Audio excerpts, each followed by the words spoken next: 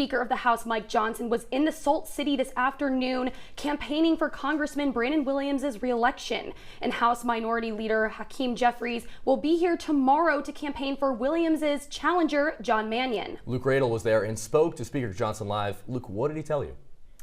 Peter and Maria, good evening. Speaker of the House Mike Johnson is in hot water tonight after answering a question from CitrusTV News about the CHIPS and Science Act. That law includes incentives that help to bring Micron to Central New York, the largest private investment in American history. Williams was initially critical of the law, calling it, quote, corporate welfare in an op-ed in August of 2022. But then, once Micron was announced to be coming here in October, Williams got on board, saying he actually would have voted for the law if he was in Congress at the time. But one person who was in Congress at the time was House Speaker Mike Johnson. He voted against the CHIPS Act. And just last week on the Joe Rogan podcast, former President Donald Trump said that the law is, quote, so bad. I asked Johnson and Williams what they would do to the CHIPS Act if they're elected.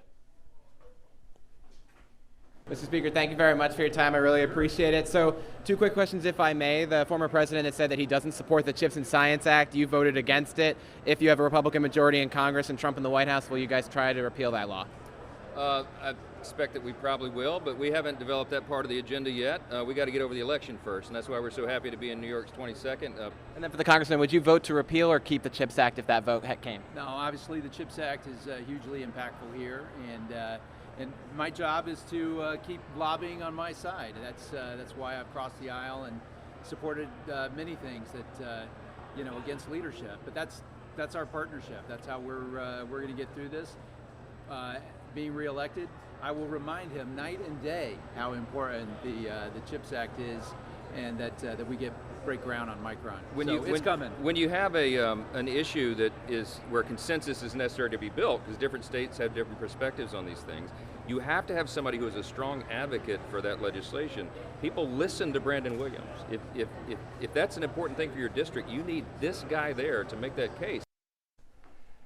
Now, in a statement posted to X, Kamala Harris's spokesperson responded to Citrus TV's interview with Johnson saying, quote, wow, Mike Johnson confirms he and Trump would repeal the CHIPS law, which is investing in new plants and manufacturing in Pennsylvania, Michigan, North Carolina, Georgia, Arizona, all swing states. It's creating thousands of jobs, says Ian Sams, a spokesperson for Kamala Harris. It's also creating jobs here in Central New York, which is why Congressman Brandon Williams has now released a new statement walking things back. He says, quote, I spoke privately with the speaker immediately after the event. He apologized profusely, saying he misheard the question from Citrus TV.